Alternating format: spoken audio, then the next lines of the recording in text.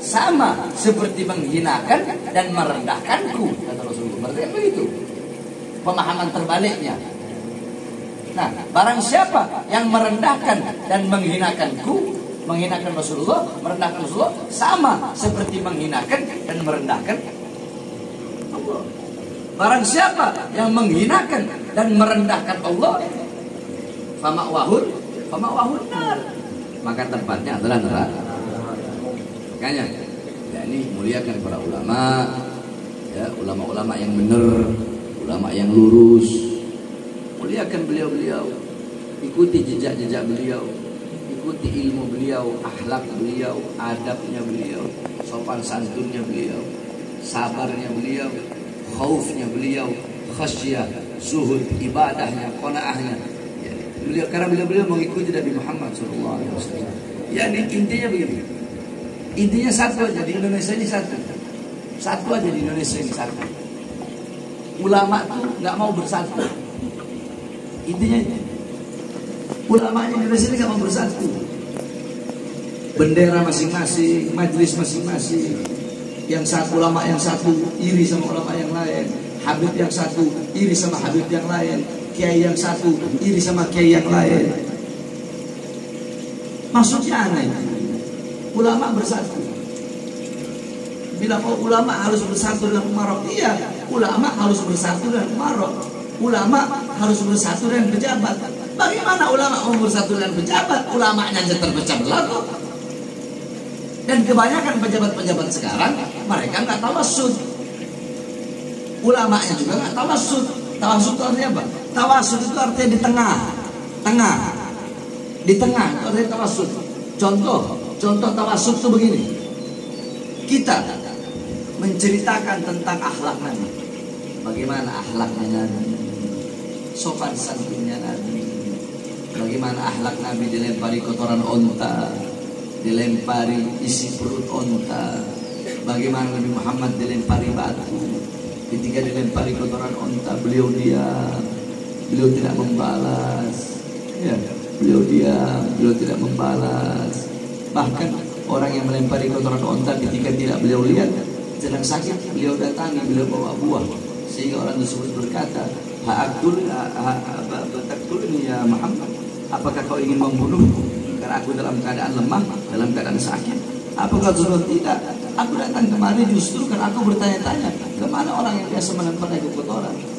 Karena tidak ada, makanya aku datang kemari untuk menyerahkan buah ini, semoga kau cepat sehat. Apa kata orang tersebut? Orang kafir tersebut, sanak keluarga aku tidak mendatangiku. Engkau orang yang aku musuhi, yang aku benci, yang aku caci, yang aku maki, yang aku lempari kotoran. Justru engkau orang yang mendatangiku, yang menziarahiku, mendoakanku. Saksikanlah aku masuk dalam Islam. Itu akhlak Nabi Muhammad. Bagaimana akhlak Nabi Muhammad SAW ketika di kota Taif dilempari oleh batu sampai keluar darah suci beliau. Ketika darah suci itu keluar dan akan jatuh ke bumi, beliau tampung. Sahabat bertanya, Rasulullah, kenapa kau tampung darahmu? Apa kata beliau? Andaikan darahku jatuh di tanah Taif, maka penduduk Taif akan dibalik oleh bumi Allah SWT. Aku tidak mau, karena mereka adalah umatku. Bagaimana akhlak tadi kepada seorang Yahudi buta? Ini Yahudi buta.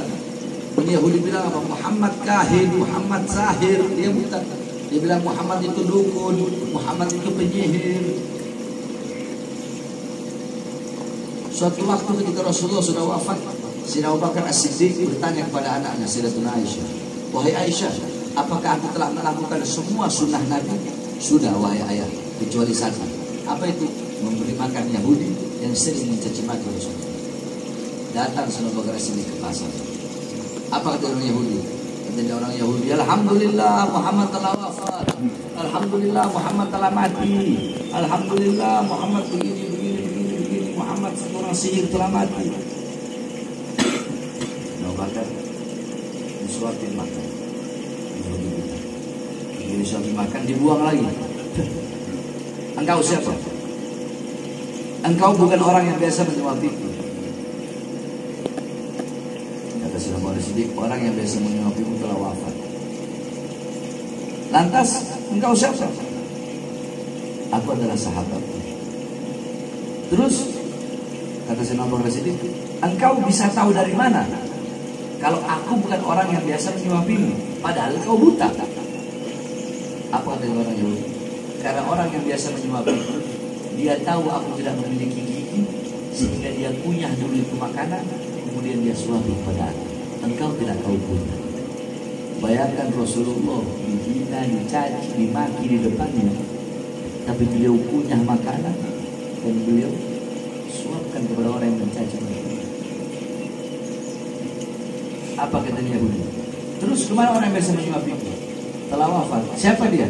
Dia adalah orang yang kau caci maki setiap hari, Muhammad Rasulullah SAW. Pingsan. Dia bangun dari pingsan, dia masuk ke Islam. Itu akhlak. Nah, ketika menjelaskan tentang akhlak Nabi, adabnya Nabi, itu harus insaf, harus di tengah. Jangan hanya menjelaskan akhlak Nabi seakan-akan Nabi itu lembut aja terus. Jadi kesannya umat, oh Nabi itu lembut, Nabi itu diem kalau melihat kezaliman, Nabi itu pemaaf, Nabi itu diem kalau melihat kemungkaran, Nabi itu diem kalau melihat kezaliman, Nabi itu diem kalau melihat ada mungkarat, dhalalat, sayyiat, perbuatan dosa, Nabi diem. Nah, jadi kalau mau bahas akhlaknya Nabi, adabnya Nabi, bahas juga amar ma'rufnya Nabi, bahas juga nahi mungkarnya Nabi, bagaimana Nabi Muhammad melawan kezaliman, bagaimana keberanian. Kalau mau bahas kelembutan Nabi, bahas juga bagaimana kerasnya Nabi dalam kezaliman. Itu namanya di tengah. Sebaliknya. Jangan hanya bahas, oh Nabi Muhammad jihad, Nabi Muhammad itu melawan kezaliman, tapi tidak pernah membahas tentang kelembutan Nabi. Ini salah. Jadi harus di tengah. Paham, di tengah. Jadi jangan menghilangkan kelembutan Nabi, jangan juga menghilangkan ketegasan Nabi. Umat jadi paham, oh ada waktunya lembut, ada waktunya gas. Ini kan enggak. Kebanyakan orang zaman sekarang bahas akhlak Nabi, ilmu Nabi, adabnya Nabi, begini. Tapi ketegasan Nabi nggak dibahas. Makanya kemarin waktu sidang anak nanya, Kiai, ente bilang anak radikal. Dari mana ente bilang anak radikal? Oh dari cara Habib ceramah. Karena Habib ceramah itu menggebu-gebu, suaranya keras. Habib kalau ceramah suaranya keras, mata Habib merah kalau lagi ceramah. Oh gara-gara itu? Iya gara-gara itu. Kiai pernah dengar nggak hadis? Karena Rasulullah idza khataba ihmarrat aynahu wa ala sawtuhu wa ishtadda ghadabuhu hatta kanahu kamundri jayshin sabbahakum masahakum. Pernah dengar enggak Kiai? Enggak pernah deh. Oh, enggak pernah. Ya udah nantinya Kiai ya. Rasulullah SAW itu beliau kalau khutbah, kalau ceramah memberikan khutbah ihmarrat aynahu. Ihmarrat aynahu, memerah kedua matanya. Merah matanya. Wa ala sautuhu, meninggi suaranya, wa ishtadda ghadabuhu, bertambah kemarahannya, hatta kanahu kamundri jayshin. Nabi Muhammad kalau khutbah, kalau ceramah, seakan-akan beliau sebagai pemberi peringatan perang. Orang kalau beri peringatan perang gimana?